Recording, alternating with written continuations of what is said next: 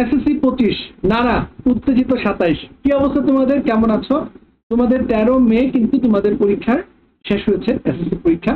পরীক্ষার পর সবাই রেজাল্টের এক্সপেকটেশন থাকে, রেজাল্ট কবে দিবে এটা নিয়ে চারপাশে খুব ভালো স্পেকুলেশন চলছে। সবচেয়ে আপডেট নিউজ, বেশ কয়েকটা নিউজ পেপারও আজকে আসছে যে তোমাদের যে রেজাল্টের পার্টটা আছে সেটা 60 দিনের ভিতর সম্পন্ন করতে চায় পরীক্ষা শেষ হওয়ার। সেই হিসাবে জুলাইয়ের 13 তারিখ হচ্ছে তোমাদের কাট অফ ডেট।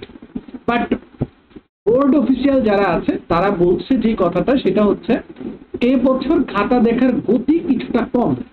এছাড়াও আরো কিছু রিউমার চলছে যে শিক্ষা উপদেষ্টা বলেছেন খয়রাতি নাম্বার দিবেন না, এরকম আরো কিছু চিন্তা ভাবনা আছে। তো ঈদও শেষ, এই মুহূর্তে তোমাদের প্রিপারেশন যেটা, খাতা দেখা এখনো সম্পূর্ণ শেষ হয়নি, খাতা দেখা চলছে। গভর্নমেন্ট যেহেতু চাচ্ছে জুলাইয়ের 13-র ভিতর শেষ করে দিতে, তাহলে আমরা মোটামুটি ধরতে পারি জুলাই 20-এর ভিতরে রেজাল্ট হয়ে যাওয়ার সম্ভাবনা বেশি। আমরা 7 দিন প্লাস এক্সট্রা ধরে রাখলাম। এই মুহূর্তে তোমরা যারা আছো, স্পেশালি যারা সায়েন্সের স্টুডেন্ট আছো, তোমাদের জন্য সাজেশন থাকবে সায়েন্সের পড়ার ক্ষেত্রে সবচেয়ে বেশি ডিফিকাল্ট যে টপিকটা সেটা হচ্ছে ম্যাথমেটিক্স অ্যান্ড ফিজিক্স। তো ম্যাথমেটিক্স অ্যান্ড ফিজিক্সের যে কনসেপ্টগুলো আছে এগুলো একটু নাড়াচাড়া করতে পারো।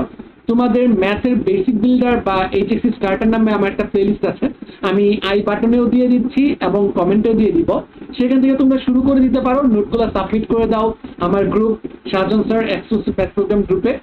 আর রেজাল্ট সংক্রান্ত যে কোনো আপডেট আসার সাথে সাথেই তোমাদের সাথে শেয়ার করবো। আর যারা আর্টস কমার্সের আছো, যে কোনো জায়গা থেকে তোমরা এখন আইসিটির একটা প্লেলিস্ট অথবা ইংলিশের যে ফাউন্ডেশন পার্টটা আছে সেটা কমপ্লিট করে নাও, তোমাদের অনেক হেল্প করবে। কারণ ডাউন দ্য লাইন যাওয়ার পর তোমরা এই আইসিটি ইংলিশে একটু স্ট্রাগল করো ফিজিক্যালি। তো দেখা হচ্ছে পরের ভিডিওতে, টিল দেন টাটা। আর অবশ্যই সাবস্ক্রাইব করে ফেলো, কমেন্টে জানায় দাও তুমি কি উত্তেজিত 27 কিনা।